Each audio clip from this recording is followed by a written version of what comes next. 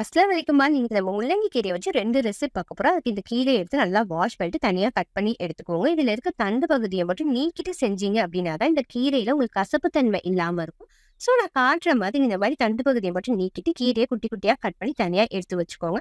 First recipe நம்ம சட்னி எப்படி செய்றதுன்னு பார்க்கலாம். அதுக்கு 2 கை அளவுக்கு முள்ளங்கி கீரை, 1 கை அளவுக்கு மல்லி இலை, 1 1/4 கை அளவுக்கு கறிவேப்பிலை எடுத்து வாஷ் பண்ணிக்கோங்க. ஒரு பேன்ல ஆயில், கடலைப்பருப்பு ஆட் பண்ணிட்டு அது கூடவே 4, 5 பல்லு பூண்டு, சின்ன வெங்காயம், அது கூட ஒரு மிளகாய் ஆட் பண்ணிக்கோங்க. காரத்துக்கு ஏத்த அளவுக்கு மிளகாய் ஆட் பண்ணிக்கலாம். அதுக்கப்புறமா கொஞ்சமா புளி ஆட் பண்ணிக்கோங்க. இது நல்லா வதங்குனதுக்கு அப்புறமா தேங்காயை ஆட் பண்ணி நல்லா வதக்கிக்கோங்க. அப்புறம் இலைகளை ஆட் பண்ணுங்க.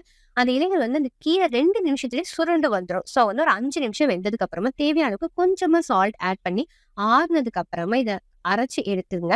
அவ்வளவுதாங்க, உங்களுக்கு சட்னி சூப்பரா ரெடி ஆயிடுச்சு. இதுக்கு சிம்பிளான தாளிப்பு குடுத்தீங்கனாலே போதும். கண்டிப்பா செஞ்சு பாருங்க. தென் பொரியல் எப்படி செய்றதுன்னு பார்க்கலாம். அதுக்கு எண்ணெயில கடுகு, ஜீரகம் போட்டுக்கோங்க. அது கூடவே நம்ம வந்து பூண்டு ஒரு 5, 6 பல்லு பூண்டு போட்டிருக்கு. மிளகாய், வெங்காயம்லாம் இன்னைக்கு வந்து பெரிய வெங்காயம், சின்ன வெங்காயம் 2மே ஆட் பண்ணிட்டு, உங்களுக்கு எப்படி வசதியோ அந்த மாதிரி நீங்க ஆட் பண்ணிக்கலாம். அது நல்லா பொன்னிறமா ஆனதுக்கு அப்புறமா நம்ம கீரைய ஆட் பண்ணிக்கிறோம்.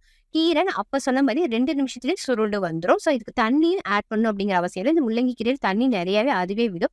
ஸோ வந்து அதிலேயே நல்லா வதக்கி விடுங்க. ஒரு 10 நிமிஷம் மட்டும் தான் அது வேகணும். அதுக்கப்புறம் உப்பு கொஞ்சமா ஆட் பண்ணிட்டு, ஒரு 1/2 கப் அளவுக்கு தேங்காய் ஆட் பண்ணிக்கோங்க. இந்த கீரை ரெசிப்பில எப்பயுமே வெங்காயமும், தேங்காயும் அதிக அளவுல ஆட் பண்ணீங்கன்னா உங்களுக்கு ரொம்பவே ருசியா இருக்கும். கண்டிப்பா ட்ரை பண்ணி பாருங்க. ட்ரை பண்ணி பார்த்துட்டு எப்படி இருந்துச்சு எனக்கு மறக்காம கமெண்ட் பண்ணுங்க.